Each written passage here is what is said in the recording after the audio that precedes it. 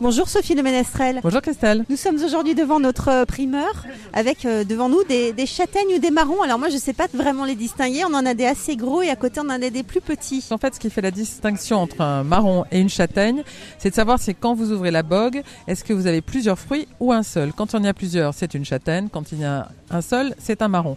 Alors bien sûr il ne faut pas le confondre avec le marron d'Inde qui est le fruit du marronnier commun, qui là n'est pas du tout comestible. D'où est-ce qu'ils viennent ? Alors ils viennent principalement de l'Ardèche, mais aussi du Var et de la Dordogne. Il faut savoir quand même que la France est le premier producteur européen de châtaignes.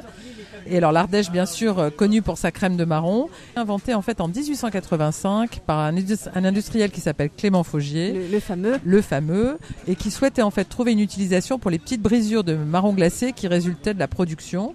Et donc il a inventé la crème de marron. Alors les marrons, les châtaignes, on va les cuisiner beaucoup évidemment en période de Noël. Alors c'est pour ça que je voulais vous en parler à l'approche des fêtes, parce que moi j'ai une recette inspirée de Joël Robuchon, que j'affectionne spécifiquement avec la dinde ou un gibier. C'est une cocotte de marron. Vous faites revenir dans une petite cocotte des marrons, un cœur de fenouil, des échalotes, des petits oignons grelots, des noix.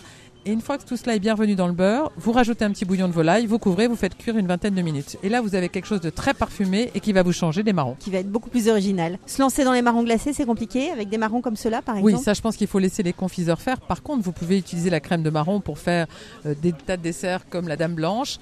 Vous pouvez aussi, par exemple, faire poêler quelques petites dés de pommes. Vous mettez une petite verrine et dans le fond, vous mettez de la crème de marron, un petit peu de fromage blanc. Et ensuite, vous pouvez rajouter, pour les très gourmands, une petite sauce au caramel par-dessus. Mais même sans la sauce au caramel, c'est très bon. Bonjour les calories.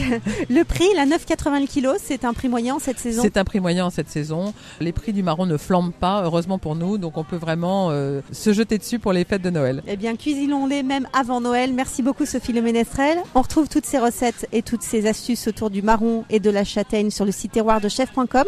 Et vous, on vous retrouve la semaine prochaine. À bientôt. À la semaine prochaine, Christelle.